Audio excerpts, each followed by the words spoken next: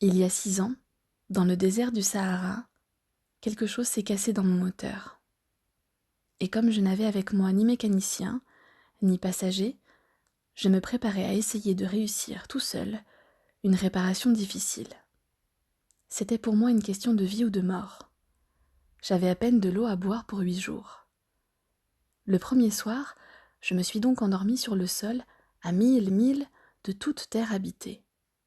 J'étais bien plus isolée qu'un naufragé sur un radeau au milieu de l'océan. Alors vous imaginez ma surprise, au lever du jour, quand une drôle de petite voix m'a réveillée. Elle disait : « S'il vous plaît, dessine-moi un mouton. » Hein ? Dessine-moi un mouton. J'ai sauté sur mes pieds comme si j'avais été frappée par la foudre. J'ai bien frotté mes yeux, j'ai bien regardé, et j'ai vu un petit bonhomme tout à fait extraordinaire qui me considérait gravement.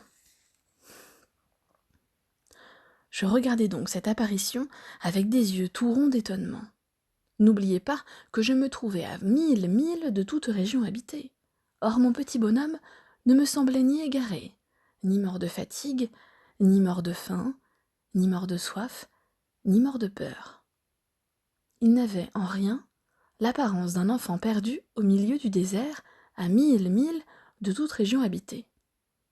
Quand je réussis enfin à parler, je lui dis : « Mais qu'est-ce que tu fais là ? » Et il me répéta alors, tout doucement, comme une chose très sérieuse : « S'il vous plaît, dessine-moi un mouton. »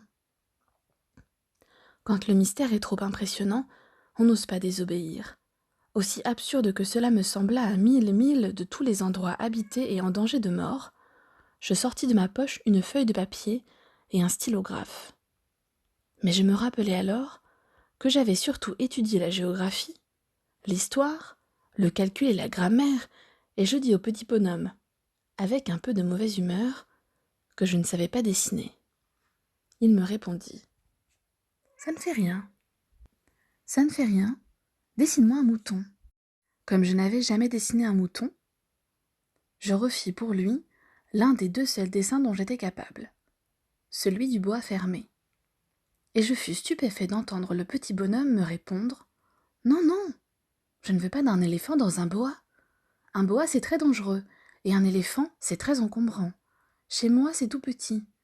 J'ai besoin d'un mouton. Dessine-moi un mouton. » Alors j'ai dessiné. Il regarda attentivement, puis : « Non, celui-là est déjà très malade. Fais-en un autre. » Je dessinai. Mon ami sourit gentiment avec indulgence. « Tu vois bien, ce n'est pas un mouton, c'est un bélier. Il a des cornes. » Je refis donc encore mon dessin, mais il fut refusé comme les précédents. Celui-là est trop vieux. Je veux un mouton qui vive longtemps. Alors, faute de patience, comme j'avais hâte de commencer le démontage de mon moteur, je griffonnai un autre dessin et je lançai.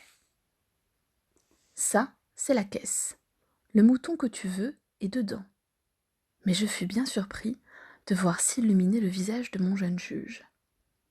C'est tout à fait comme ça que je le voulais. Crois-tu qu'il faille beaucoup d'herbe à ce mouton ? Pourquoi ? Parce que chez moi c'est tout petit. Ça suffira sûrement. Je t'ai donné un tout petit mouton. Il pencha la tête vers le dessin. Pas si petit que ça. Tiens, il s'est endormi. Et c'est ainsi que je fis la connaissance du petit prince.